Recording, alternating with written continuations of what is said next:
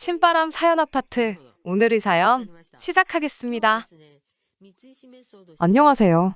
소고기 좋아하는 예비시댁 때문에 파혼을 결정한 저의 이야기를 해보려고 이렇게 저희 사연을 적어보내게 되었습니다. 예비시댁의 파혼을 통보하기 한 달 전에도 충분히 파혼 이야기를 꺼낼 일이 있었는데 무슨 좋은 꼴을 보겠다고 제 인생의 소중한 한 달을 그렇게 낭비했나 싶은 생각뿐이에요. 세상에 시집살이가 하고 싶어서 결혼을 하는 사람은 모르긴 몰라도 아마 이 세상에 단 한 명도 없을 겁니다. 하지만 혹시나 내가 결혼할 집이 말로만 듣던 시월드는 아닐까 걱정하는 사람은 많을 거예요. 저 또한 그런 사람들 중에 한 명이었지요. 만에 하나 이혼을 하게 된다면 남편하고 문제가 있어서 하는 게 정상이지. 두 사람은 아무 문제 없는데 시댁 식구들 때문에 이혼하는 건 정말 말도 안 되는 일이라 생각했죠. 남자친구와 결혼 이야기가 오가기 시작하고 나서 대놓고 너네 집이 시월드냐고 물어볼 수는 없는 노릇이다 보니 우연을 가장해 남자친구에게 유튜브에 올라온 다른 분들 사연 같은 걸 이래저래 틀어줬던 적이 있어요. 그리고 어머님도 혹시 이러시냐 하고 은근슬쩍 물어봤었죠. 늘 돌아온 대답은 우리 엄마는 절대 저러실 분이 아니라는 대답이었습니다. 그런데 생각해보니 자식 입에서 우리 엄마 시월드 시어머니다 하는 대답 듣는 게 더 어렵겠구나 싶었습니다. 한편으로는 제가 너무 속물 같아 보이기도 했지요. 우리 엄마도 남자친구한테는 혹시나 첫자 장모님이 될 수도 있는 거잖아요. 게다가 저도 아래로 남동생이 한 명이 있는데 말인즉슨 저 또한 누구한테는 신우가 될 사람이고 저희 어머니 또한 누구한테는 시어머니가 된다는 소리잖아요. 사람이 느끼는 게 상대적이다 보니 저는 정말 우리 집만한 집이 세상에 또 어딨냐 생각해도 누군가에게는 우리 집이 시월드라고 느낄 수 있는 거 아니겠어요? 그렇다 보니 직접 당해보기 전까지 모르는 일을 두고 결혼을 할지 말지 정하는 것도 우스운 일이라고 생각했어요.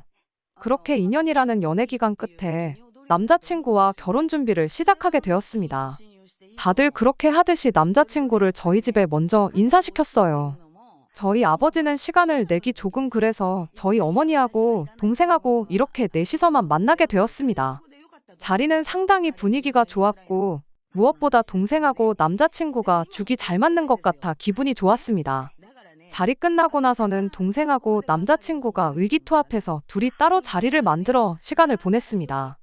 그때 같이 PC방 가서 게임도 하고 당구장 가서 당구도 한 게임 치고 마무리로 술 한잔 하고 그랬나 봐요. 술 먹으면서 나름 진지한 이야기도 나눴나 본데 무슨 이야기 나눴는지는 모르겠지만 무엇보다 동생이 참 남자친구를 마음에 들어 했어요. 벌써부터 매형매형 거리면서 전날 있었던 일을 이야기해주는데 그런 부분도 참 마음에 들었습니다. 내 가족하고 시작부터 이렇게 잘 지내는데 그걸 싫어할 사람이 어디 있겠어요. 그리고 그런 모습에 저희 부모님도 남자친구에게 좋은 인상을 갖게 되었어요. 처음 예비시댁에 인사를 드리고 왔을 때만 해도 저희 가족들이 남자친구에게 좋은 처가 식구들이 되리라 믿어 의심치 않았던 것처럼 저 또한 저희 예비시댁 사람들이 저에게 좋은 가족이 되어주겠구나 하는 생각을 했어요. 조금 수다스럽긴 하지만 싹싹해 보이는 예비신우에 여자들끼리 시간 보내라고 두 아이들 돌보는데 여념이 없던 예비시매부. 그렇게 두 사람만 봐도 이상적인 가정을 꾸리고 있구나 하는 생각이 들었고 조금 무뚝뚝해 보이긴 했지만 예비며느리 온다고 상다리가 휠 만큼 진수성찬을 준비해 주신 예비시어머니 보고 내가 대접받고 있구나 하는 생각이 들었습니다. 우려했던 시월드 같은 모습은 하나도 찾아볼 수 없었고 정말 좋은 사람들과 가족을 이루게 되겠구나 생각했어요. 왜 겪어보지도 않고 시월드 시댁을 만나게 될까 두려워만 했나 그런 반성까지 하게 될 만큼 그날 분위기가 참 좋았습니다. 그리고 그날 이후로 남자친구와의 결혼 준비도 속도가 붙기 시작했지요. 그렇게 예비시댁에 처음 인사를 드리고 온 지 며칠 지나지 않아서 양가 상견례를 진행하게 되었습니다. 상견례 장소는 예비시어머니의 주도로 정해지게 되었는데 정해놓았다는 장소를 듣고 나서 그때 엥? 이건 뭐지? 하는 생각이 들었었어요. 가게 이름이 누가 봐도 동네마다 한두 개는 있을 법한 고깃집 이름이었거든요. 상견례를 꼭 고깃집에서 하면 안 된다는 법이 있는 건 아니었지만 그래도 양가 어른들이 처음 인사를 나누는 자리이니만큼 어느 정도 격식이 있는 자리에서 하는 게 맞는 거 아닌가 싶었거든요. 그런데 대놓고 가게 이름에 정육식당이라는 단어가 붙어 있으니 이건 좀 아니지 않나 싶었죠. 아니나 다를까 남자친구가 설명해 주기를 가족들이 자주 가는 단골집인데 자주 가는 곳이니만큼 양도 엄청 많이 주고 정육식당이라 고기도 싱싱하고 좋다고 그렇게 설명을 해주더라고요. 그러면서 덧붙이기를 원래 우리 가족들이 소고기를 제일 좋아한다고 외식을 하러 나가면 거의 10번 중 9번은 고기를 구워 먹으러 갈 만큼 좋아한다고 설명을 하는 겁니다. 한정식이니 코스 요리니 그런 것도 좋지만 이왕 먹는 거 좋아하고 맛있는 거 먹으면서 이야기 나누는 것도 나쁘지 않지 않냐면서요. 남자친구의 대답이 충분한 설명이 되기는 했지만 그게 남자친구 집이 소고기를 좋아한다는 설명뿐이지 여전히 제 생각에는 그래도 상견례인데 조금 분위기 있는 곳으로 가고 싶은 욕심이 있었습니다. 인터넷에 검색을 해보니 의외로 생각보다 고깃집에서 상견례를 하는 집이 있더라고요. 대신 제 생각처럼 동네마다 있는 그런 일반 정육식당 말고 가격도 조금 비싸고 분위기도 좋은 그런 곳이었습니다. 예비 시어머니가 장소를 섭외하기는 했지만 그래도 앞만 생각해봐도 정육식당에서 상견례를 하는 건 아닌 것 같아 남자친구에게 양해를 구하고 제가 인터넷에서 찾은 상견례 같은 거 자주 한다는 고급 화로구이집으로 장소를 변경하기로 했습니다. 자리도 룸이 따로 있었다 보니 이야기 나누기도 훨씬 좋겠다 싶었거든요. 가격도 비싸고 예비시 부모님이 자주 간다는 거기에 비교해서 양도 얼마나 더 줄지는 모르겠지만 비용이야 뭐 남자친구와 제가 나눠서 내면 되는 부분이었으니 문제될 건 없었어요. 고기도 최고급 한우의 부위도 선별해서 준다는데 모르긴 몰라도 예비 시어머니가 절대 싫어하지는 않을 거라는 확신이 있었습니다. 이왕 가는 거 장소를 바꾸면 어떻겠냐는 제 제안에 남자친구도 흔쾌히 그렇게 하겠다고 했고요. 그렇게 며칠 지나지 않아서 상견례 당일이 되었습니다. 제가 맘대로 장소를 바꿔서 혹시나 예비 시어머니가 싫어하면 어쩌나 싶었는데 이런 데는 또 처음 와본다며 엄청 좋아하시더라고요. 며느리 덕에 이런 데서 좋은 고기도 다 먹어본다며 기분이 좋아 보이시길래 마음이 놓였습니다. 자리에 앉자마자 난데없이 예비 시어머니가 당신들이 얼마나 고기를 좋아하는지에 대한 이야기를 꺼내왔습니다. 평생 고기랑 밥 둘 중에 한 가지 음식만 먹을 수 있다면 당신들은 고민도 하지 않고 고기를 선택할 만큼 소고기를 좋아한다고요. 한번 외식 나갈 때마다 2, 30만 원은 우습게 쓰고 온다고 그래서 그만큼 외식을 자주 못한다고 그런 이야기를 하셨는데 그때까지는 아마 상견례 장소로 굳이 고깃집을 선택한 이유에 대해 저희 부모님을 이해시키고자 그런 이야기를 꺼낸 거라고 생각했어요. 제가 처음 예비시댁에 인사드리러 갔을 때 빈손으로 가긴 뭐해서 과일 바구니를 사가지고 갔었는데 그때 이야기도 꺼내더군요. 굳이 앞으로 우리 집에 뭐를 사가지고 올 거면 다른 거 다 필요 없다고 마트 가면 고기도 선물용으로 포장돼서 나오는 거 있지 않냐고 앞으로는 그런 거 사오면 된다고 콕 집어서 이야기를 하시더군요. 안 해도 되는 쓸데없는 소리를 꺼내시는 게 처음 인사드리러 갔을 때랑은 사뭇 다른 느낌에 조금 당황을 했지만 자리에 모두 앉고 나서 부모님들끼리 사소한 이야기들 나누기 시작하니 그때는 또 별다른 조짐은 보이지는 않았습니다. 잠깐 간단한 이야기를 나누다가 본격적인 이야기는 식사하면서 하자고 직원분을 불러 고기를 주문했어요. 얼마 지나지 않아 직원분이 카트 한가득 테이블 세팅을 가지고 오셨죠. 테이블에 빈자리가 보이지 않을 만큼 여러 가지 정갈한 밑반찬들이 상위에 깔리기 시작했는데 예비 시어머니가 직원분에게 말 한마디를 건네시더군요. 이런 쓸데없는 것들이 다 고깃값에 포함되어 있는 거 아니냐고. 쌈채소만 남기고 싹 다 걷어가도 좋으니 고기나 몇 점 더 달라면서 말이죠. 남자친구가 멋쩍었는지 오늘 날이 날이니만큼 비용은 걱정 마시고 드시고 싶은 만큼 드시라 한마디 해주면서 상황을 정리하긴 했는데 그날 예비 시어머니의 기행동은 그게 끝이 아니었습니다. 밑반찬이 깔리고 얼마 지나지 않아서 숯불이 들어왔어요. 고기가 나온 것도 아닌데 예비 시어머니가 집게를 들고는 손잡이가 제 쪽을 향하게 해서 놓더군요. 이어서 고기가 들어왔는데 직원분한테 고기는 저쪽으로 놔주세요 하고는 제가 앉아있는 자리를 가리키셨습니다. 밑반찬 깔린 가지수가 워낙에 많았다 보니 어수선한 게 싫어서 그러시는 건 줄 알았는데 그게 아니었어요. 그 자리에서 고기는 당연히 예비 며느리가 구워야 한다는 일종의 사인이나 마찬가지였지요. 하지만 애초에 예약한 곳이 가격이 있는 곳이었던 만큼 고기는 직원분께서 다 익을 때까지 구워주시는 그런 시스템이었다 보니 제가 고기를 구울 일은 없었습니다. 직원분이 고기는 이쪽에 두고 자기가 구워드릴 거라 그렇게 설명하니 예비 시어머니가 그러냐고 멋쩍게 대답하고 마르셨어요. 그리고 애석하게도 저는 그날 예비 시어머니의 그런 행동들에 대해 전혀 눈치를 못 채고 있는 상황이었습니다. 다른 건 몰라도 고기를 좋아한다는 말은 진짜구나 싶었어요. 불판에서 고기가 익기가 무섭게 엄청난 속도로 고기를 드시기 시작했거든요. 직원분이 아직 안 익었다는데도 예비시 부모님은 우리들이 고기를 먹으러 다닌 지가 몇십 년 세월인데 그런 걸 모르겠냐며 덜 익었다는 직원분 말도 무시하고 말 그대로 흡입을 한다는 말이 어울릴 만큼 먹어대기 시작했어요. 식사 중반쯤부터 본격적인 이야기를 나누게 되었어요. 이미 남자친구와는 반반 결혼을 하는 쪽으로 이야기를 해놓은 상황이었다 보니 따로 심각한 이야기는 나눌 게 없었고 제가 보기에는 상견례 분위기도 서로가 양가에 인사를 드리러 왔을 때처럼 분위기가 좋았구나 생각했어요. 그렇게 상견례 자리가 끝났는데 예비 시어머니가 한마디 툭 던지더군요. 다른 건 다 좋은데 며느리가 구워주는 고기를 못 먹어본 게 아쉽다고요. 우리 집에서 이쁨 받으려면 고기를 잘 구워야 할 텐데 라는 예비 시어머니의 말 한마디가 끝나기 무섭게 저희 어머니께서 중간에 말을 가로채서 저 대신 대답을 하셨어요. 집에 하나밖에 없는 딸이라 공주님처럼 키워서 고기 같은 거 잘 못 굽는다고요. 혼자서 라면도 겨우 끓여 먹는다고. 아마 우리 딸한테 고기를 굽게 시켰으면 고기가 아니라 숯덩이를 드셨을 거라고 그런 식으로 대답하셨습니다. 그때까지도 저는 별 생각이 없었다 보니 엄마가 왜 저런 대답을 하는가 싶은 생각뿐이었어요. 고기를 잘 굽는지는 모르겠지만 그래도 저 나름 자취생활 몇 년 하면서 음식하는 것만큼은 자신 있었거든요. 남들 간단하게 배달 음식이나 편의점 도시락 같은 걸로 식사할 때 저는 영양 균형 같은 거 생각해서 직접 장도 보고 음식하는 것도 나름 취미를 붙여서 잘하고 있는데 왜 굳이 저런 소리를 하시나 싶었죠.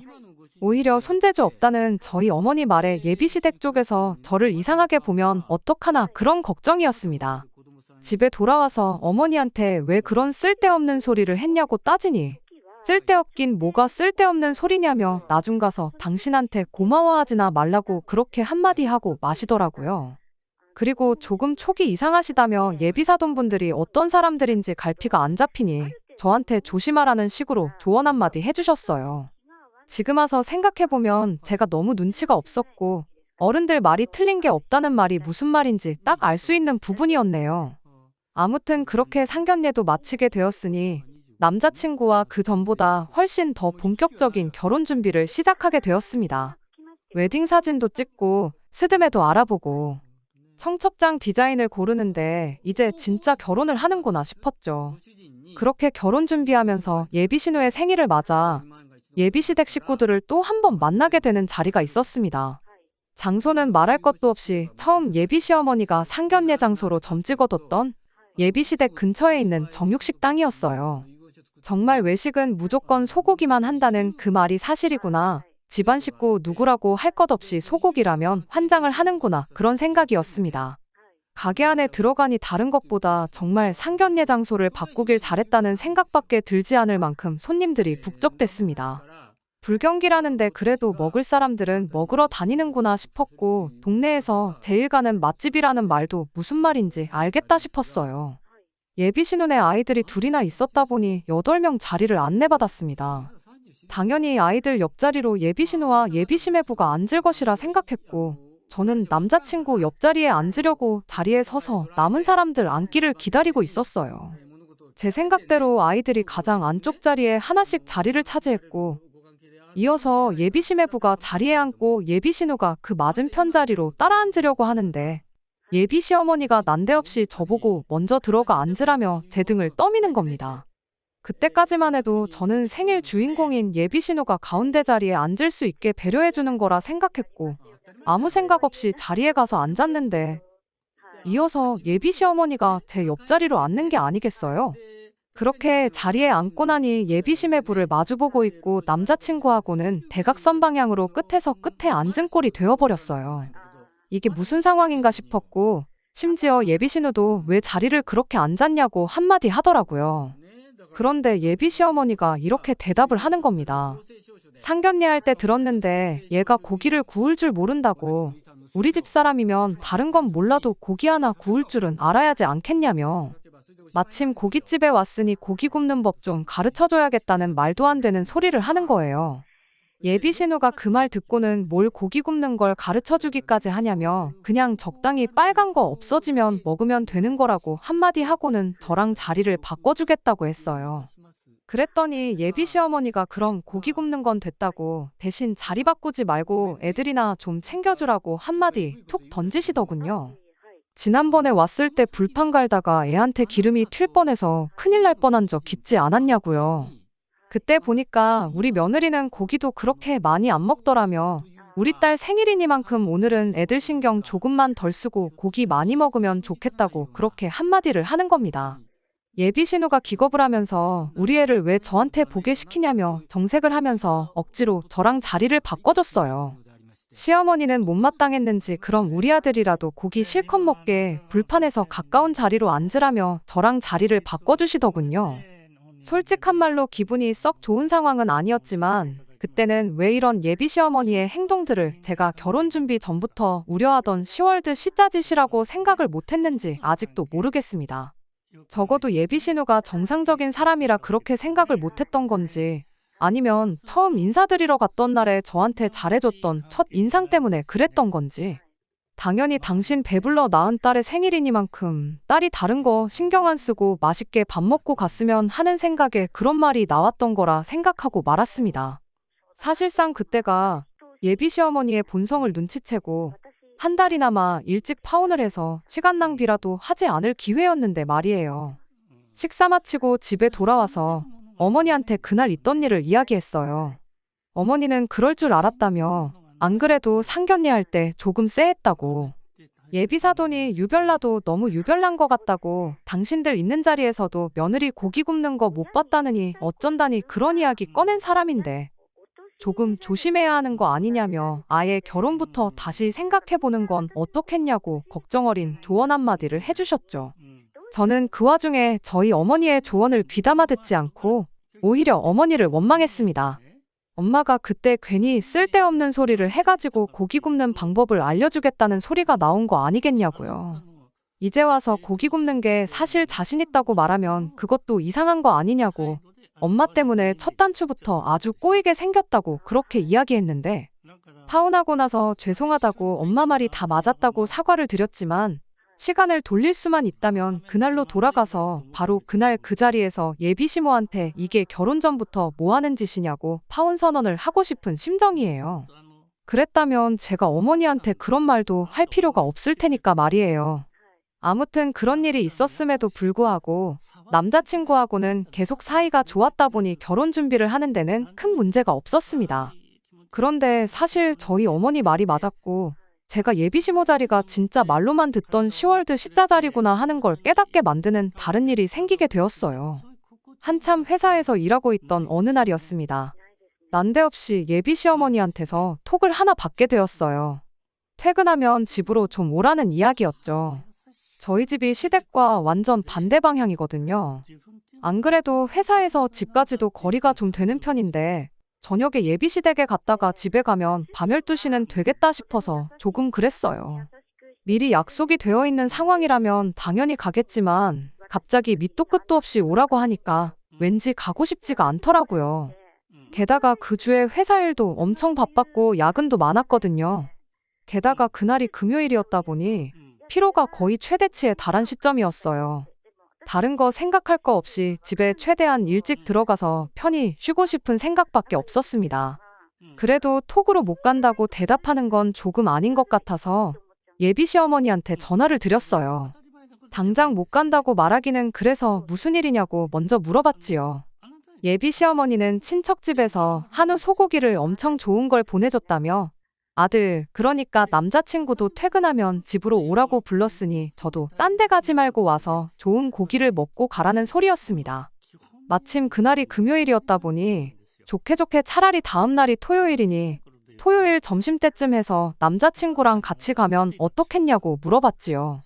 제 체력도 체력이지만 그때가 또 저 말고도 남자친구 또한 일이 바빠서 한참 야근을 하던 시기였다 보니 충분히 예비 시어머니가 이해를 해줄 거라 생각했어요. 그런데 예비 시어머니가 이런 고기는 최대한 신선할 때 먹어야지 이득이라며 다른 날은 볼 것도 없고 무조건 그날 퇴근하고 오라고 아주 난리도 아니었어요. 결국 퇴근길에 예비 시댁에 가는 쪽으로 이야기가 되었습니다. 그래도 예비 며느리라고 좋은 고기 들어왔는데 자기들끼리만 먹는 게 아니라 저도 먹으라고 불러주고 챙겨주는 게 감사할 따름이었습니다. 예비시댁 근처에서 남자친구를 만나서 같이 갈 생각이었는데 근처에 거의 다 와서 남자친구한테 전화가 왔어요. 남자친구 회사가 예비시댁에서 차로 10분 거리밖에 안 되었다 보니 먼저 도착해서 저한테 어디쯤이냐고 묻는 전화인 줄 알았는데 남자친구가 아직 퇴근을 못했다고 일단 저라도 먼저 집에 들어가 있으라는 소리를 하더라고요. 아무리 그래도 혼자서 가 있기는 조금 불편할 것 같다고 밖에서 기다리겠다고 했는데 남자친구가 날 추운데 밖에서 기다릴 게 뭐 있냐고 아무리 늦어도 30분 정도 차이일 거니 그냥 먼저 들어가 있으라는 겁니다. 근처 카페에라도 가 있겠다고 했더니 어머니한테 벌써 너만 먼저 보낸다고 연락을 해놓은 상태라길래 결국 하는 수 없이 저 혼자 예비시댁에 가게 되었어요. 어차피 혼자서 먼저 먹을 생각도 없었으니 남자친구가 올 때까지 기다리기로 했죠. 그렇게 예비 시어머니와 단둘이 어색한 시간을 보내고 있던 와중에 남자친구가 회사 일이 끝날 기미가 안 보인다며 아무래도 자기는 오늘 못 갈 것 같다는 연락을 받았습니다. 그냥 둘이서 먹으라고 무책임하게 한마디 하고 전화를 끊었어요. 이럴 거면 그냥 고집을 부려서라도 내일 점심에 온다고 할 걸 그랬나 싶었죠. 굳이 예비 시어머니와 단둘이 저녁 식사를 하고 싶은 생각은 따로 없었다 보니 사실 안 먹고 가도 그만이었어요. 내일 다시 오면 어떻겠냐고 말하려던 찰나에 예비 시어머니가 금방 밥 차려줄 테니 밥 먹고 가라고 잠깐 TV라도 보면서 기다리라고 한마디 하시더군요. 결국 내일 다시 오겠다는 말도 꺼내지 못하고 꼼짝없이 식사를 하게 되었습니다. 제가 뭐 도와드릴 거 없냐고 물었더니 금방 차리니까 도와줄 필요 없다고 한사코 제 도움을 거절하시길래 그냥 멍하니 앉아만 있었네요. 그런데 한 5분 정도 지났나 고기 굽는 소리는 나지도 않았는데 예비 시어머니가 와서 밥 먹으라고 한마디 하시더라고요. 고기를 워낙에 좋아하는 집이니 불판이라도 꺼내서 구우시려는 건가 싶었는데 식탁에 가보니 반찬통에 대충 담겨있는 김치에 컵라면 한 사발만 덩그러니 올라와 있었습니다. 이게 무슨 상황인가 싶었는데 예비 시어머니가 나는 벌써 고기 질리게 먹었고 너 혼자만 먹으면 되는데 어차피 한 가족 될 사람들끼리 번거롭게 상 차릴 필요가 뭐가 있느냐며 제 앞에 즉석밥 하나를 꺼내주고는 밥 말아 먹고 싶으면 이거 데워서 말아 먹으라고 엄청 선심 쓰듯 한마디 하고는 저 혼자 내버려 두고 예비 시어머니는 혼자 TV를 보러 거실로 쓱 하고 나가는 겁니다. 일단 식탁에 앉기는 했는데 이게 무슨 상황인가 싶고 정말 오만 가지 생각이 다 들었어요. 그리고 그때 깨달았죠. 제가 워낙에 10월 시자 시어머니 만나는 걸 걱정했던 게 오히려 저한테는 독이 되었단 걸 말이에요. 친정어머니 조언도 그런 게 아니라고 부정하고 애써 저 혼자 우리 예비 시어머니는 좋은 사람일 거라 자기 최면을 걸고 있었을 뿐이었던 거예요. 이미 상견례 때부터 조짐을 보였고 예비 신우 생일 때는 아예 대놓고 결혼 전부터 시짜짓을 했던 건데 저 혼자 그런 게 아니고 다 이유가 있어서 그런 거라고 혼자서 예비 시어머니를 좋은 예비 시어머니로 만들려고 노력했던 제가 다 바보 같더군요. 컵라면이 다 불어터질 때까지 한 젓갈도 뜨지 않고 가만히 자리에만 앉아 있었어요. 그러던 와중에 현관문이 열리는 소리가 나더군요. 현관문을 열고 들어온 건 야근 때문에 못 올 것 같다던 남자친구였습니다. 회사 일이 생각보다 금방 끝나서 저희한테 따로 연락할 틈도 없이 곧바로 달려왔다고 하대요. 남자친구가 TV 앞에 앉아있는 예비 시어머니를 한번 보고 앞에 컵라면 놓고 앉아서 똥 씹은 표정으로 앉아있는 저를 보고 대번에 상황 파악을 한 건지 당장에 표정 관리를 못하고 어쩔 줄을 몰라 하고 있더군요. 예비 며느리 고기 준다고 불러놓고 컵라면을 먹이고 있는 모습을 아들한테 들켰으면 당황할 법도 한데 예비 시어머니는 그런 기색조차 보이지 않고 저한테 한마디 하시더군요. 냉장고 열어보면 고기 있으니까 그거 꺼내서 아들 고기 좀 구워주라고요. 그 말을 들으니 애초에 아들한테 좋은 고기 먹여줄 생각밖에 없었던 거고 굳이 저까지 부른 건 아마 모르긴 몰라도 그 잘난 고기 굽는 법을 이번에야말로 가르쳐 주려고 부른 거구나 하는 생각 말고는 달리 다른 생각이 들지 않았습니다. 아무리 제가 우습게 보였어도 거기서 남자친구 먹으라고 고기를 꺼내 구워주었으면 사람이 아니죠. 더럽고 치사해서 나는 밥 먹을 생각 없다고 보아하니 아줌마 아들 혼자만 밥 먹으면 되는 것 같은데 가족한테 번거롭게 고기까지 구워줄 필요가 뭐가 있냐고. 마침 손도 안 댄 컵라면이 그대로 있으니 그거 먹으면 딱 좋겠다 말하고 다 불어터진 컵라면을 남자친구 앞으로 밀어줬어요. 그러고도 속이 풀리지 않아서 먹고 싶으면 데워 먹으라던 즉석밥 포장 뜯어서 데우지도 않고 그대로 풍덩. 컵라면 용기 위에다가 부어버리고 다리에서 일어났습니다. 예비 시어머니가 그걸 보더니 지금 시어머니 앞에서 뭐 하는 짓이냐며 저한테 고래고래 성질을 부리더군요. 그래서 제가 한마디 했어요. 내 시어머니가 어디 있냐고, 내가 미쳤다고 이런 집에 시집와서 며느리 노릇을 하겠냐고 딱 잘라 한마디 했죠. 예비 시어머니가 당장 나가라고 소리를 지르는 와중에 아줌마 아들이 이거 다 먹는 거 보기 전까지는 나갈 생각 없다고 그대로 자리에 버티고 서 있었습니다. 남자친구는 그 와중에 그래도 어떻게 상황을 해결해 보겠다고 그 다 불어터진 라면에 말라비틀어진 즉석밥을 억지로 컵라면 국물에 적셔서 먹는 신용을 하기 시작했어요. 애석하게도 예비 시어머니 성화에 결국 남자친구가 꾸역꾸역 억지로 먹는 꼴은 끝까지 보지 못하고 집에서 나와야 했습니다. 지하철 타고 집에 가는 길에 남자친구한테 정말 단 1초도 쉬지 않고 계속해서 전화가 왔어요. 1시간 동안 무시했는데도 계속 전화가 오길래 전화 받아서 나한테 더 이상 전화하지 말라고, 결혼도 없던 일로 할 거고 그동안 결혼 준비한다고 예약해놓은 것들도 하나씩 다 취소할 테니 그때 위약금이나 늦지 말고 보내라고 한마디 해주고 전화 끊어버렸습니다. 집에 돌아와서 어머니한테 무슨 일이 있었는지 이야기해드리고 제가 엄마 말 안 듣고 고집 부린 거 죄송하다고 사과드렸어요. 어머니는 달리 다른 말은 하지 않으시고 그래도 마지막에는 한 방 먹여주고 온 건 참 잘했다며 남이 자식 찬밥 대우하면 지 자식도 찬밥 대우 받는 거 이번에 배웠을 테니 너무 억울해 말라고 저를 위로해 주시대요. 남자친구가 저한테 수십 번 전화할 용기는 있어도 저희 집까지 찾아올 용기는 없었던 걸까요? 그렇게 며칠이 지나도록 남자친구는 제게 전화랑 통 몇 개만 보낼 뿐 어떻게 저희 집까지 찾아와 해명하고 이 상황을 나서서 해결해 보이겠다는 의지를 보여주지 않았어요. 그걸 보니 파혼하길 잘해도 100번 잘했다는 생각이 들었습니다. 나중에 저희 회사까지 찾아온 사람이 한 명 있었는데 그건 예비 시어머니도 아니고 남자친구도 아닌 저의 예비 신우 될 뻔했던 남자친구의 누나였어요. 자기 생일날 있었던 일을 가지고 남자친구한테도 한마디 했고 예비 시어머니한테도 그러지 좀 말라고 한마디 하기는 했는데 상황이 이렇게 된 게 참 유감이라고. 자기가 조금 더 신경을 쓰고 이런 일이 없게 했었어야 했는데 면목 없다고 사과를 하더라고요. 그러면서 동생, 그러니까 남자친구가 아주 엄마랑은 안 보고 살겠다고 집안 분위기가 말도 아니고 예비 시어머니도 나름 이번 일을 계기로 반성을 많이 하신 것 같은데 어떻게 다시 동생하고 잘해볼 생각이 없냐고 물어오대요. 그나마 지난 시간을 돌이켜보면 이 집에서 제일 정상적인 사람이었고 저한테도 잘해준 사람이기는 했지만 제가 예비 신우랑 결혼해서 같이 사는 것도 아닌데 조금 잘해준 거 가지고 기어이 끝이 보이는 이 결혼을 다시 긍정적으로 생각해볼 이유가 하등 없었습니다. 그렇게 확고한 제 생각을 다시 전하고 남자친구하고 결혼은 완전히 없던 일이 되었어요. 지금은 다 털어냈고 속이 다 후련할 따름입니다. 단지 아직도 후회가 되는 건 어머니 말 듣고 진작에 파혼했으면 이 더러운 꼴도 볼 필요 없었고 한 달이나마 시간 낭비할 일도 없었을 텐데 끝까지 고집 부려서 기어이 이 꼴을 봤다는 사실 뿐이에요. 어른들 말 들어서 손해볼 게 없다는 말이 이제는 확실히 이해가 갑니다. 다음번에는 적어도 같은 실수를 하지 않게 되었으니 이 또한 그냥 인생 경험이다 생각하고 앞으로 잘 될 일만 생각하려고요. 끝까지 들어주셔서 감사합니다. 오늘의 사연은 여기까지입니다.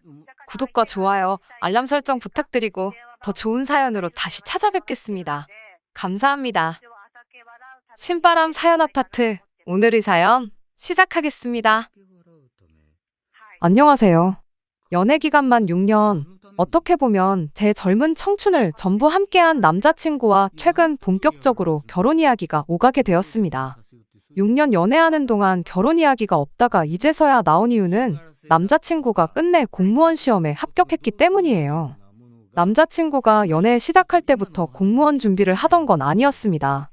연애 시작했을 때 남자친구는 중소기업 다니고 있는 회사원이었어요. 저는 학교를 졸업하고 막 취직 준비를 시작한 시기였고요. 생각처럼 일이 풀리지 않아 본의 아니게 취직 준비에만 2년에 가까운 시간을 보냈는데 그때 남자친구가 저한테 정말 잘해줬어요. 당시 제가 자격증 공부며 이래저래 시간이 많이 부족했다 보니 아르바이트로 벌어봐야 고작 생활비 정도였거든요. 그 덕에 남자친구한테 밥 한 번 사주기는커녕 일주일에 한 번 만나는 데이트 비용조차 보태기가 힘들었어요. 취직 준비 막바지에 이르러서는 솔직히 말해서 데이트 비용은 한 푼도 내지 않았습니다. 그게 너무 눈치가 보여서 취직할 때까지는 그냥 한 달에 한두 번 정도만 만나자고 했었죠. 남자친구는 자기가 좋아서 만나는 건데 부담 가질 것 없다. 근심 걱정과 스트레스를 떠안고 있는 것보다 이런 식으로 풀어주는 게 더 취직에 도움이 될 거다 하면서 저한테 잘해줬습니다. 주변 사람들이 그런 사람이 또 어디 있냐고, 요즘 세상에 멀쩡한 사람 만나는 것도 힘든데 좋은 사람 만난 걸 복받은 줄 알라는 식으로들 이야기했죠. 하지만 중소기업 다니면서 최저시급 조금 넘는 만큼 벌고 있던 걸 알고 있다 보니 고맙기도 했지만 한편으로는 미안한 마음이 더 컸습니다. 아무튼 그렇게 연애 시작한 지 2년 반 만에 저는 결국 취직에 성공을 했습니다. 이름만 들어도 다들 알만한 그런 대기업까지는 아니었지만 남자친구가 다니는 회사와 비교하면 대우가 훨씬 좋은 곳이었습니다. 제가 취직에 성공했을 때 연봉이 이미 직장생활 3년 차인 남자친구가 받던 연봉보다 1,500만 원이 더 높았거든요.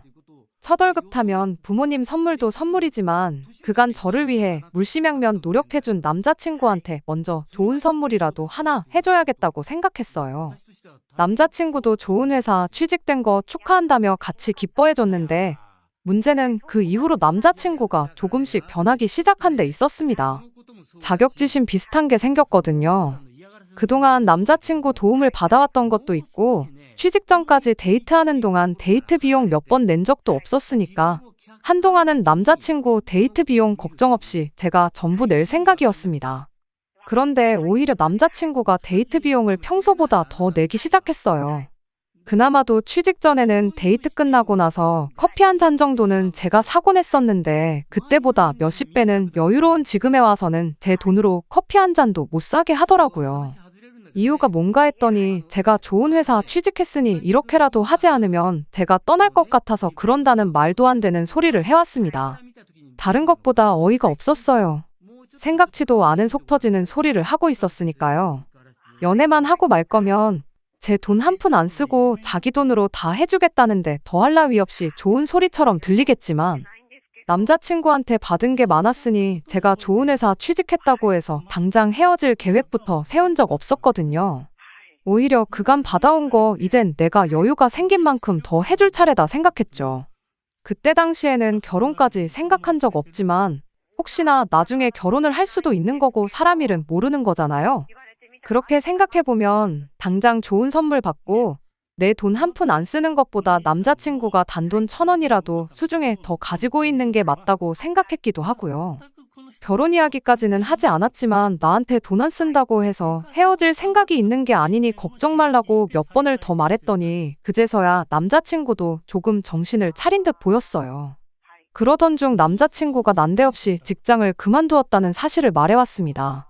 갑자기 멀쩡히 잘 다니던 회사는 왜 그만뒀느냐 물었더니 평생을 다녀봐야 저와 벌이 차이가 절대 줄어들지 않을 만큼 미래가 없는 회사라 그만뒀다는 소리를 하더라고요. 그래도 이직할 거면 회사 다니면서 준비해도 되는 거 아니었냐 따지니 이직을 하려는 게 아니라 공무원 시험을 준비하겠다고 하더군요. 공무원 벌이가 별로라고들 하지만 그건 호봉수 낮을 때나 그렇지. 알아보니까 나중 가서 연차수 쌓이고 승진하고 그러면 웬만한 중견기업 수준으로 받는다더라고 하더라고요. 거기에 수당에 공무원 복지, 잘릴 일 없이 안정적인 데다가 연금까지 생각하면 제가 다니는 직장 못지 않을 거라며 자기 결정을 존중해줬으면 좋겠다고 하대요. 그렇게 남자친구는 공무원 공부를 시작했습니다. 제가 취직 준비할 때 남자친구가 제 곁을 지켜줬으니 저 또한 기다려주는 게 당연하다 생각했지요. 시험 준비하는 남자친구 뒷바라지를 해줬다고까지 하긴 뭐하지만 적어도 남자친구가 공부하는 동안 데이트 비용은 대부분 제가 번 돈으로 내게 되었어요. 공부한다고 한 달에 두세 번 데이트하는 게 전부였다 보니 그렇게 부담스러운 수준은 아니었습니다. 남자친구도 제가 취직 준비할 때 똑같이 대부분의 데이트 비용을 부담했으니 그걸 가지고 생색을 낼 것도 없다 생각했습니다. 남자친구가 공무원 시험에 합격함에 있어서 대부분의 돈은 남자친구 부모님 주머니에서 나왔던 거였죠. 아무튼 3년 뒤 남자친구는 끝내 공무원 시험에 합격했어요. 그런데 합격하고 나서 주변 사람들한테 마치 제가 자기 뒷바라지를 해줘서 시험에 합격했다는 것처럼 이야기를 하고 다니더라고요. 빌빌거리던 지가 저 때문에 용됐다 이런 식으로 말이에요. 솔직히 공무원이 잘릴 걱정 없고 연금까지 생각하면 나쁜 건 아니지만 당장 월급이 중소기업 다닐 때 비해서 비약적으로 올라간 것도 아니고 벌이 자체는 그 나물의 그 밥인데 용됐다고 할 정도는 아니라고 생각하거든요. 그래도 연애할 때부터 항상 저한테 뭐 하나라도 더 해주고 싶어 안달이 나 있던 사람이고 제 속 한 번 썩인 적도 없던 사람이었으니 거기에 주변 사람한테 늘 제 덕분에 인생 풀렸다고 말하고 다니고 결과적으로는 당당하게 공무원 시험 합격도 한 사람이잖아요. 연애도 길게 했고 서로 나이도 나이였던지라 얼마 전부터는 결혼 이야기가 나오기 시작했습니다. 저는 남자친구의 청혼을 받아들였어요. 그간 공무원 준비한다고 당장 모아놓은 돈 하나도 없는 건 알지만 일단은 안정적인 직장을 갖게 되었다 보니 돈 문제로 결혼을 한 해 만에 할 이유는 없다고 생각했습니다. 딱 하나, 저한테만큼은 정말 저희 부모님 다음으로 잘해주는 사람이었으니 결혼하면 적어도 다른 일로 제 속을 썩힐 일은 없겠다고 생각했거든요. 그런데 정말 결혼은 일륜지대사라는 말이 실감이 나는 게 꼭 둘이서만 좋다고 해서 결혼이 성립되는 게 아니더라고요. 남자친구를 저희 부모님께 먼저 소개시켜줬어요. 저희 부모님께서도 멀쩡히 다니던 회사 때려치고 죽어라 공부해서 공무원 시험 합격한 열정과 성실함을 높게 사셨고 연애 초반에 저한테 잘해주던 것도 알고 계셨으니 남자친구를 꽤나 마음에 들어 하셨어요. 그렇게 결혼 허락을 받았고 이번엔 제가 남자친구의 어머님께 인사를 드리러 갔습니다. 그런데 남자친구가 저를 대하는 것과는 전혀 다르게 남자친구 어머니는 아들이 공무원이 되었다는 사실 하나만으로 콧대가 잔뜩 높아져 있더군요. 남자친구 어머니가 땡전 한 푼 없는 아들 데려가 준다고 제 앞에서 벌벌 기는 걸 원한 건 아니지만 아들이 얼마나 대단한 사람이라고 장가 보내기 아까워하는 게 눈에 다 보였어요. 그러고서는 난데없이 내 아들도 나도 너 때문에 아주 요 몇 년간 안 해도 될 생고생을 했다고 하시더라고요. 다짜고짜 그게 무슨 말인가 싶었죠. 무슨 말이 하고 싶었던 건가 이야기를 들어보니 남자친구가 저와 연애 초반에 데이트 비용 대느라고 빚까지 졌다는 사실은 알고 있느냐고 말을 하더라고요. 남자친구가 회사 다니면서 만들었던 마이너스 통장이 있는데 저 때문에 자기 아들이 빚을 내가면서 데이트 비용을 내게 만들지 않았냐고 하는 거예요. 데이트 비용을 남자친구가 대부분 냈던 건 사실이지만 많아야 일주일에 한 번 보던 게 전부였는데 얼마 되도 않는 월급 받는 건 알고 있었지만 데이트할 때마다 50만 원씩 쓰고 그런 적은 한 번도 없었는데 뭔 소리를 하는 건가 싶었죠. 아무튼 남자친구가 회사를 그만두게 되면서 은행에서 퇴직 사실을 알고 마이너스 통장을 강제로 닫아버렸는데 그때 갚을 돈이 남아있었나 봅니다. 직장 그만두고 시험 공부 시작한 남자친구가 돈이 어디 있었겠어요. 그래서 결국 부모님 손을 벌리게 되었던 거고 남자친구가 공부하는 동안은 자기 돈이 아니라 100% 부모님 돈으로 공부를 했던 거더라고요. 어머님 말은 저 때문에 남자친구가 빚까지 생기고 당신들은 난데없이 자식 시험 공부 뒷바라지를 해줘야 했다면서 학원 보내고 공부시키는데 든 비용이 몇 천만 원은 된다고 그게 따지고 보면 전부 저 때문에 그 고생을 했다고 말하고 싶었던 거죠. 데이트 비용이라고 해봐야 정말 하루에 많이 써봐야 5만 원 정도였는데 빚까지 졌으면 그건 저 때문이 아니라 남자친구가 돈 관리 똑바로 못하고 자기 쓰고 싶은데 써서 그런 게 분명할진데 왜 그 이유를 저한테서 찾는지 정말 어이가 없었습니다. 솔직히 남자친구가 공무원 돼서 제가 좋은 게 뭐가 있나요? 아들이 최저시급 겨우 받는 중소기업 다니다가 7급 공무원으로 신분 상승했으면 제가 아니라 자식 앞길 잘 풀린 부모님이 더 좋은 거 아니겠나요? 남자친구가 잘 풀린 게 저 때문이라고 생색 같은 거 내고 싶진 않았지만 따지고 보면 아들이 잘 풀린 데에는 제 덕도 조금이나마 있는 것이기도 한데. 그런데 자꾸 본전 이야기하면서 심지어 자식이 결혼할 사람이라고 처음 소개시킨 자리에서 여태까지 들인 돈이 있으니까 이제는 회수를 할 차례라고 말을 꺼내는 게 어이가 없었습니다. 그러면서 성의 표시를 얼마나 하는지 보겠다면서 남들 보는 눈 부끄럽지 않게 예단을 준비하라고 하는 거예요. 이제 막 저희 집에 결혼 허락받고 양가상견례는커녕 제가 처음 인사드리는 자리에서 저에 대한 다른 질문이 아니라 예단 얼마까지 해올 수 있느냐를 물어오는 게 맞나 싶은 생각이 들었어요. 그렇게 연애하는 동안 저 없으면 못 산다. 너에게 어울리는 사람이 되겠다 부르짖던 남자친구는 누가 봐도 어이없는 상황에서 꼼짝도 못하고 어머님이 하는 말만 듣고 눈만 멀뚱멀뚱하면서 가만히 있더라고요. 연애 초반에 남자친구가 무리했던 거 알고 그간 그렇게 해준 게 고마워서 그동안 만나면서 데이트 비용 다 제가 냈어요. 결혼 이야기 나왔을 때 당장 남자친구 모아놓은 돈 한 푼도 없는 상황인 것도 알고 있었고 그걸 가지고 문제 삼을 생각 추호도 없었습니다. 말씀드렸던 대로 사람 하나만 보자 이 생각이었어요.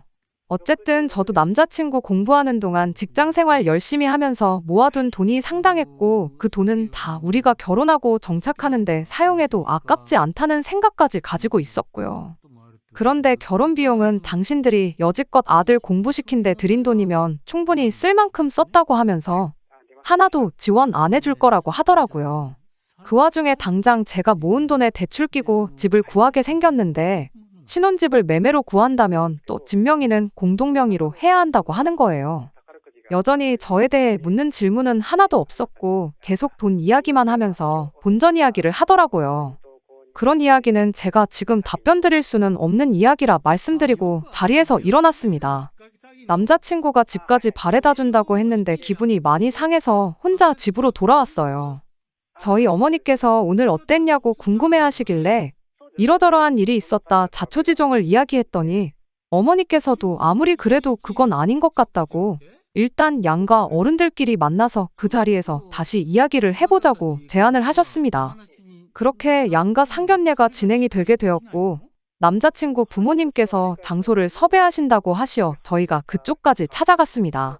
그런데 도착했더니 상견례 장소가 백반집이더라고요. 으리으리한 한옥 스타일의 고급 한정식집을 기대한 건 아니지만 백반집은 좀 경우에 어긋나는 것 같았어요.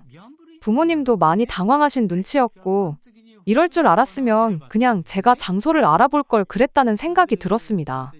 그런데 남자친구 부모님이 분위기 파악도 못하고 아들 나랏일하게 만든다고 등골이 빠질 뻔했는데 예단도 안 해온다고 하고 우리도 돈을 아껴야 하지 않겠냐고 대놓고 무안을 주시더라고요.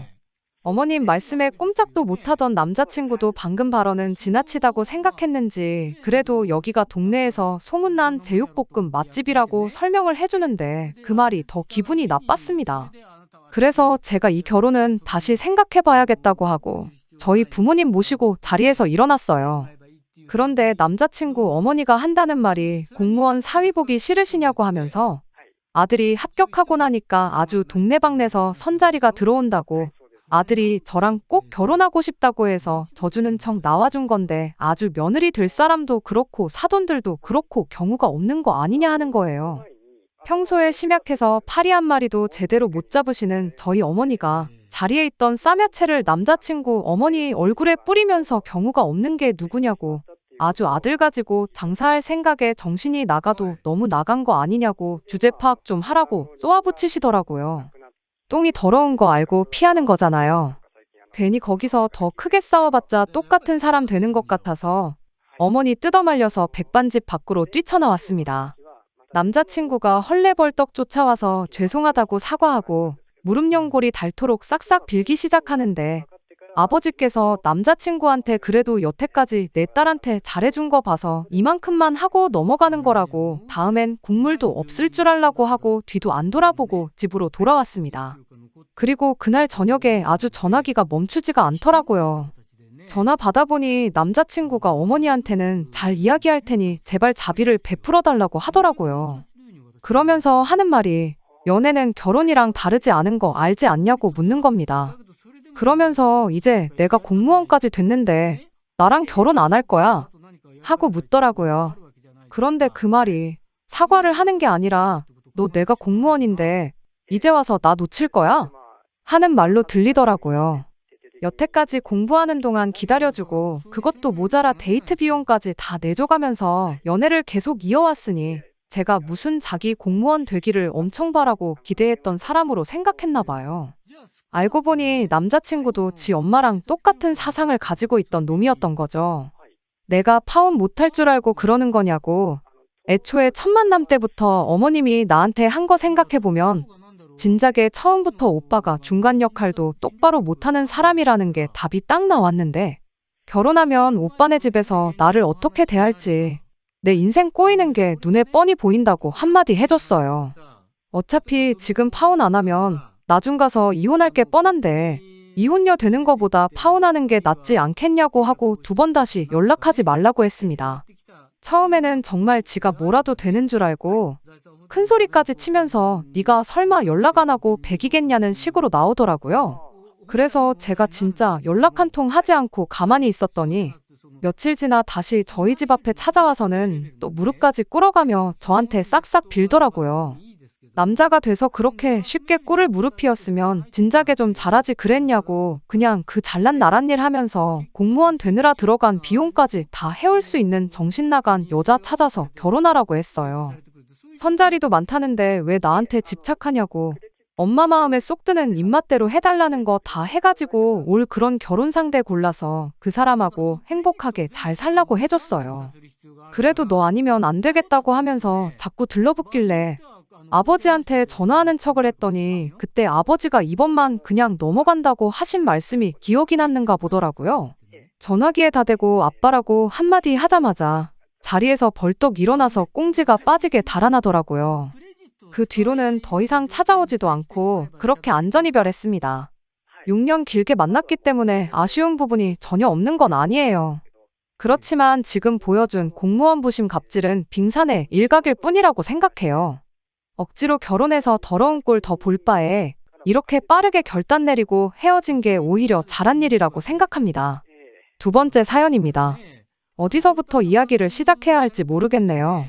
남편과 처음 연애를 시작했을 때 세상 참 좁다는 말이 괜히 있는 게 아니라는 걸 새삼 느꼈어요.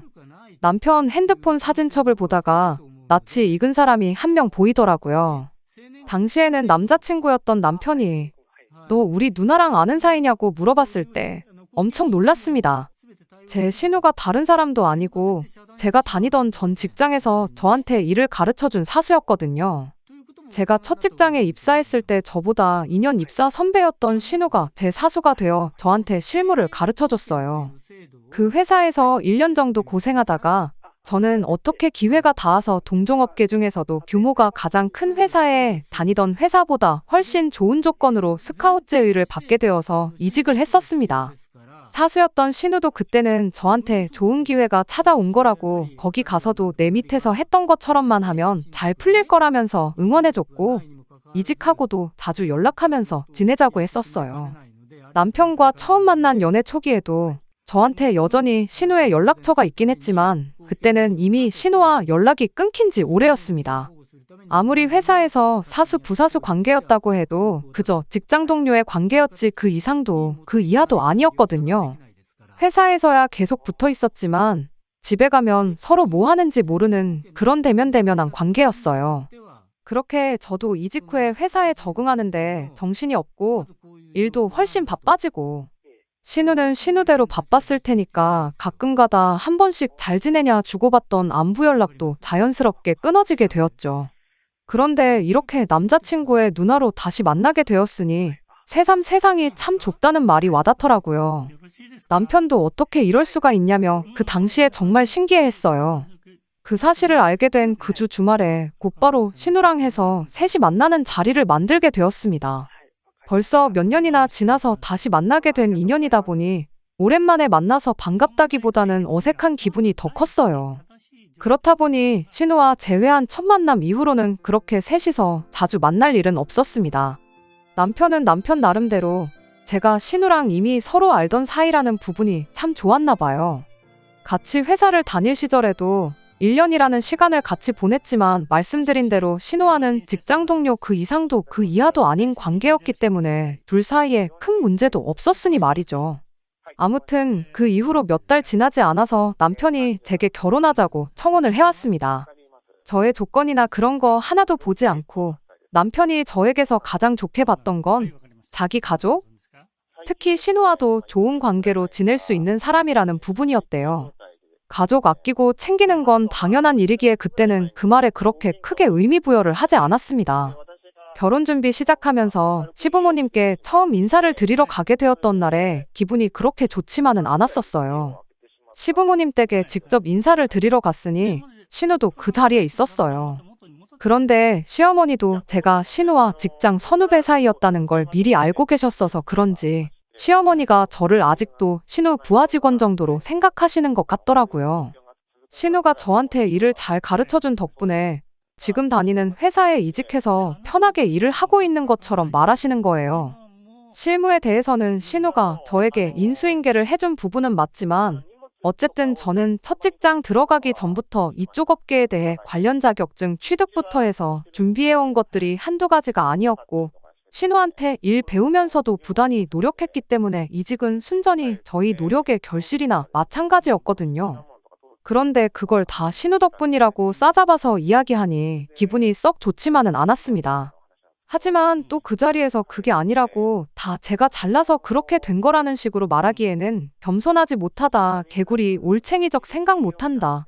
이런 이야기가 나올 게 뻔했고 그냥 좋은 게 좋은 거라고 생각해서 대충 맞장구를 쳐줬습니다. 그런데 또 신우 부하 직원이었다고 하니까 제 급여도 지금 신우가 받는 정도 받겠거니 생각하고 별것 아닌 것처럼 생각하더라고요. 여자가 벌면 얼마나 버냐면서 결혼하고 나면 우리 아들이 회사 나가서 일하는데 신경 쓸 일 없게 일 그만두고 살림이나 하라는 식으로 우리 아들 아침밥은 꼭 챙겨 먹이라는 둥 쓸데없는 소리를 하시더라고요. 다행히 남편이 얼굴이 새빨개져서는 시어머니한테 그게 아니라고 하면서 제 연봉이 얼마인지 공개를 해줬습니다. 제가 자기보다 돈 훨씬 더 잘 번다고요. 남편 말이 반은 맞고 반은 틀린 게 저는 아무래도 남편보다 직장 생활 한 경력이 훨씬 더 기니까 당장은 제가 월급이 더 많은 건 사실이에요. 하지만 앞으로 남편도 승진하고 그러면 제 벌이 따라잡는 건 시간 문제일 테고 나중 가서는 비슷해지거나 더 높아질 수도 있는 부분이었으니까요. 아무튼 제 벌이가 더 좋다는 사실을 알고서는 시어머니도 조금 민망하셨는지 우리 딸하고 똑같은 일 한다길래 비슷하게 버는가 했더니 그게 아니로구나 하면서 웃어넘기시는데 오히려 그 말이 신우를 더 민망하게 만들었던 것 같습니다. 그 이후로는 시어머니도 집에서 살림이나 해라 그런 말 쏙 들어갔고요. 결혼을 준비함에 있어서는 그렇게 어려운 일은 없었습니다. 남편은 모아놓은 돈에 시댁지원금 해서 돈 얼마를 해오기로 했고 저도 친정에서 시댁에서 그만큼 해준다는데 우리도 똑같이 해야 하지 않겠느냐 하시면서 같은 금액을 지원해 주셨어요. 그래서 어쩌다 보니 반반 결혼을 하게 되었는데 제가 모아놓은 돈이 남편이 모아놓은 돈보다 많았다 보니 그 돈은 고스란히 남게 되었습니다. 피차 둘 다 직장인이기 때문에 누구 하나가 돈 관리하기보다는 생활비 똑같이 내고 나머지는 각자 알아서 관리하자는 이야기가 나와서 그 돈은 제가 관리하게 되었네요. 진짜 문제는 결혼 후부터 시작되었습니다. 결혼 전에 실언에다가 그냥 지나쳐가듯 나온 거라 생각했던 시어머니의 말이 사실은 진심이었던 거예요. 신혼 때부터 그러신 건 아닌데 언젠가부터 저한테 네가 아무리 돈을 잘 벌고 그래도 결국 애 태어나고 하면 우리 아들이 먹여 살린다. 아들 말 들어보니 음식 하나 제대로 할 줄 아는 것도 없는 것 같은데 지금부터 회사로 출근하지 말고 시부모님 집으로 출근해서 살림하는 것부터 배워라 하시더군요. 돈 그만큼 벌었으면 충분히 번 거 아니냐. 며느리 된 도리로 시부모한테 손주를 안겨줘야 당신들 노후에 손주 돌보며 커가는 모습 보는 재미도 있지 않겠느냐 하면서요. 저는 아이가 태어나게 되더라도 일 그만둘 생각 없고 살림만 하는 전업주부가 되고 싶은 마음도 없거든요. 살림이야, 저 돈 잘 벌고 남편 돈 잘 버는데 필요할 때마다 사람 써서 하면 되는 거 아니겠냐 했어요. 손주크는 재미로 사시겠다길래 아이 태어나면 봐주실 거냐 물으니 그 말에는 대답도 못 하시더라고요. 비슷한 대화 주거니 받거니 하다가 결국 시어머니랑 한바탕 했네요.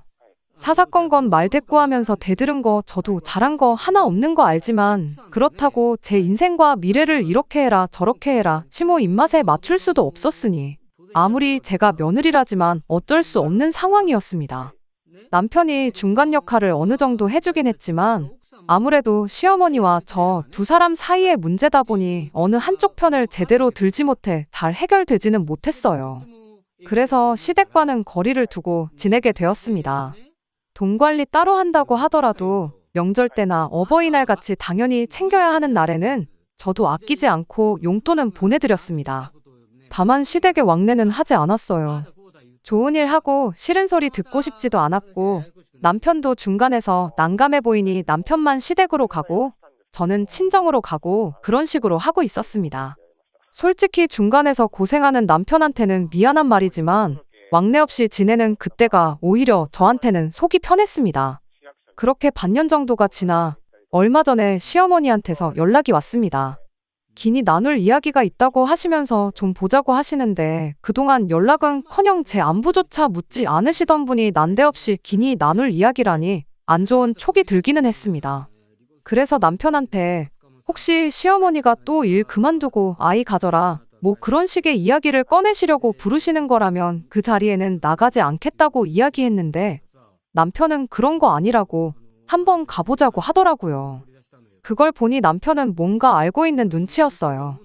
그런데 아무리 물어봐도 어머니가 직접 말씀하신다는데 내가 미리 알려줄 수는 없지 않느냐 하면서 저한테 미리 알려주지 않더라고요. 그렇게 숨기는 걸 보니 시어머니가 혹시 저한테 마음을 다시 여시려고 하는 건가 하는 기대도 살짝 들었습니다. 그런 기대를 한 제가 바보였지요. 시댁에 도착하니 공기가 무거운 게 제가 기대한 것과는 전혀 반대의 상황이 찾아올 것 같다는 느낌이 딱 들었습니다. 가장 먼저 들은 소식은 신우가 이번에 결혼을 하게 되었다는 이야기였어요. 설마 제가 시댁과 연 끊고 지낸다고 신우 결혼식에도 가지 않을까 해서 결혼식은 참석하라고 말씀하실 줄 알았는데 그게 아니더군요. 신우가 다 늦어서 가는 결혼이다 보니 남자 쪽에서 요구하는 게 많다는 말을 꺼내면서 아무래도 우리가 신우 신혼집을 해줘야겠다고 하시는 거예요. 그 말을 왜 굳이 저를 불러서 하시는지 안 좋은 촉이 자꾸 들더라고요. 대뜸 저한테 뒤로 꽁쳐놓은 돈이 얼마 정도 있다는 걸 알고 있다 듣자 하니 결혼할 당시부터 가지고 있던 돈이라는데 그 돈을 말 한마디 없이 혼자 챙겼다지 하면서 신우 집 해줄 돈이 모자라니 그 돈을 좋은 말로 할 때 내놓으라고 하는 겁니다. 반년 만에 불러서 한다는 말이 겨우 그것밖에 없었는지 애초에 신우 결혼을 제 돈으로 시키겠다고 드는지부터가 어이가 없어서 제가 왜 그걸 내놓아야 하냐고 되물었습니다. 한다는 말이 결혼 전에 제가 가지고 있던 돈이 많이 남아있던 걸 미리 말해줬으면 남편한테 줬던 결혼지원금을 주지 않고 그 돈으로 신우 시집을 보냈으면 됐을 거 아니냐면서 저보고 욕심이 험하다고 어떻게 아무 말도 없이 그 큰 돈을 혼자 챙기려고 했냐고 하는 겁니다. 그 돈을 지원해 주셨으니까 제가 친정에서 똑같이 지원금을 받아온 거 아니겠냐고 그 덕에 돈이 남은 건데 제가 돈을 숨기기는 뭘 숨긴 거냐고 따져 물었어요. 그랬더니 신우 이야기를 꺼내면서 신우가 불쌍하지도 않냐고 하면서 그렇게 신우 거를 다 뺏어가면 좋냐고 갑자기 화를 내시는 겁니다. 방금 설명드렸지 않냐고 제가 신우 걸 뭘 가져가서 뺏어갔다는 말을 하시냐고 했더니 제가 몰랐던 사실을 하나 말해주더군요. 제가 첫 직장에서 이직을 할 때 신우도 제가 지금 몸담고 있는 회사로 이직을 준비하고 있었다고 합니다. 시모가 하는 말은 제가 그 회사에 들어가게 된 것이 신우가 갔어야 할 자리를 제가 가져간 거 아니냐고 돈 잘 버는 직장도 뺏어가고 결혼지원금도 뺏어갔다고 우기는 거였어요. 신우가 능력이 모자라서 이직을 못한 게 왜 제 탓이냐고 그리고 저는 이직을 한 게 아니라 회사에서 직접 헤드헌팅이 들어와서 옮겨간 거 모르시냐고 저도 조금 심한 말로 맞대응을 했어요. 그랬더니 시모는 신우가 저한테 일을 다 잘 가르쳐주고 그 회사에 들어갈 수 있게 밑바탕을 만들어줬다는 거예요. 마음씨 착한 신우가 저한테 양보를 해줬기 때문에 제가 그 회사에 들어간 거고, 그 착한 신우 아니었으면 지금 제가 가지고 있는 그 돈이 존재했겠냐는 말도 안 되는 어깃장을 부리더군요. 그때는 남편도 모르고 아예 남남이었던 신우인데 그 자리를 저한테 양보했다고 우기고 있으니 어이가 없더군요.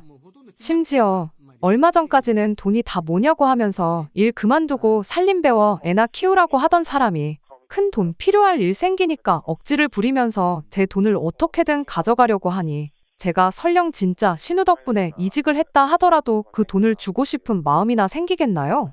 그 돈은 절대로 드릴 생각 없다고 딱 선을 그었습니다. 그러니 이제는 돈똥거리면서 그렇게 돈이 좋으면 돈이랑 결혼하지, 우리 딸 인생 망쳐놓고 두 남매 이간질을 하려고 하느냐고 하는 겁니다. 좋은 며느리감 들어온다고 해서 기대했더니 우리 아들 밥도 제대로 못 얻어먹고 다니는 거 보면 당신 속이 아니라고 하면서 울부짖으시더군요. 시모가 그러고 있으니 남편도 그 상황에서는 중간 역할이 아니라 시모 편을 들더군요. 아니, 애초에 제가 가지고 있는 돈에 대해서 시모가 알고 있는 걸 보면 시모 편을 들은 게 아니라 애초부터 남편은 제 편이었던 적이 한 번도 없던 걸 수도 있겠네요. 제가 돈 얼마 보내줬던 게 노력이라고 할 수는 없지만 결국 시가족은 시가족이고 남보다 조금 더 가까운 남이라는 사실은 변함이 없더라고요. 남편도 중요한 순간에는 자기 가족 챙기는 남이나 다름없는 사람이었고요. 그래서 결혼할 때 주신 거 다 돌려드리겠다고 했습니다. 당신 아들도 필요 없으니 도로 가져가라고 했어요. 어차피 결혼할 때 반반 결혼했고 돈도 각자 관리하고 있으니 마침 나누기도 편하지 않냐고, 계산할 것도 없으니 반 가져가라고 했어요. 아들 줬던 돈으로 신우부터 결혼시키고 아들한테는 끼니 때마다 삼시세끼 다 챙겨주는 새며느리 찾아서 이어주던가, 그게 안 될 것 같으면 어머님이 직접 챙겨주시면 되겠다고 하고 말았습니다. 자리에서 일어나면서 저는 어머님이 원하는 대로 일하고 결혼할 테니까 아무쪼록 돈 관련된 거 빨리 정리해서 쓸데없는 데다가 시간 끌게 만들지 말아달라고 부탁하고 자리에서 일어났습니다. 그리고 그 길로 짐 싸서 친정으로 갔어요. 친정 부모님도 처음엔 많이 놀라시기는 했지만 그런 날강도 같은 집구석이 다 있냐고 하면서 남보다도 못한 식가족 받들어 모시면서 돈 뜯기며 살 필요 없다고 그냥 이혼하라고 하시더군요. 그렇게 결혼 2년 만에 저는 이혼하게 되었네요. 친정에서 지낸 지도 며칠 지났는데 시댁에서는 아무런 연락이 없더라고요. 빨리 돈 준비해서 쓸데없는데 시간 끌지 말자고 시모한테 연락을 했는데 시모가 우물쭈물하면서 저한테 사과를 하더라고요. 아무래도 나이 차서 오래 혼자였던 신우가 엮인 일이다 보니 자기가 옳은 판단을 하지 못한 것 같다고 미안하다고요. 그런데 그게 제 귀에는 며느리 얻어서 아들 뒷바라지 시키고 손주 재롱 떠는 거 보면서 편안한 노후를 보내려고 했는데 졸지의 아들은 이혼당하고 늦게 시집가는 신우 눈에 안 찬다고 사돈될 집구석에 아들 이혼시켜서 받은 돈까지 다 가져다 바치게 생겼으니 엄청 손해보는 기분이었나 봅니다. 거기에 졸지에 다 늦어서 손주는커녕 반품받은 아들 삼시세끼 밥 차려주면서 다시 뒷바라지 해줄 생각을 하니 못 해먹겠다, 그러니까 돌아와달라, 그런 소리로밖에 들리지가 않았어요. 뭘 그러시냐고, 이거 다 어머님이 원하는 대로 된 거 아니냐고. 저는 제 마음 똘릴 생각 없으니까 빨리빨리 해달라고 그랬어요. 저도 제 삶이 있기 때문에 늦어진다고 느껴지면 저도 돈 아깝고 시간 아까워서 그러고 싶지는 않은데 변호사 알아보고 해야 한다고요. 위자료까지 뜯기기는 싫은지 그 뒤로부터 시모로부터는 아무 연락도 없더라고요. 그 와중에 저 몰래 시모랑 신우 책임져 주려던 남편은 제 마음 돌려보려 연락 한 통 없더라고요. 그렇게 돌려받을 거 돌려받고 2년 만에 결혼 생활 다 쫑나게 되었습니다.